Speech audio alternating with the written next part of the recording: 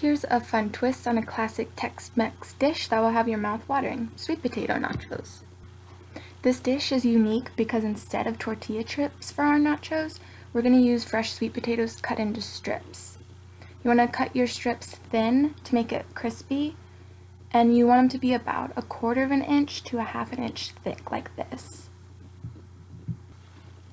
Once you have your sweet potatoes chopped up, you can take all of the strips and put it into a mixing bowl, and then we're going to add our olive oil mixture.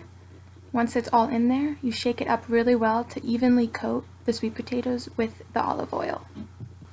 We left the skin of the sweet potato on in this recipe because a lot of the nutrients are stored in the skin along with the added fiber. So now on a foil-lined baking sheet, you want to spread out your sweet potato strips so they cook evenly in the oven. In this recipe, we're going to bake our sweet potatoes to ensure that the nutrients don't get cooked out like sometimes happens when you boil them or cook with other methods. When that's finished, toss it in the oven for about 6 minutes at 425 degrees. The next ingredient we'll be adding to our sweet potato nachos not only bulk it up with the added protein, but also provide a lot of fiber to keep you full longer.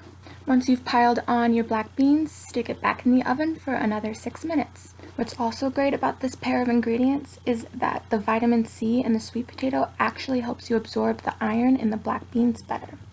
So now we'll add some shredded cheese, stick it in the oven for 2 more minutes, set it to broil for 1 minute, and then when that's all done, you can add your toppings.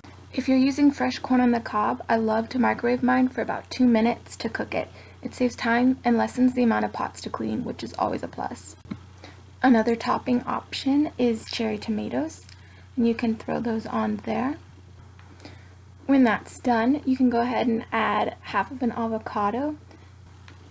This next ingredient that we're going to add is probably one of my favorites just because it's so much more versatile than you could ever think and brings the whole meal together.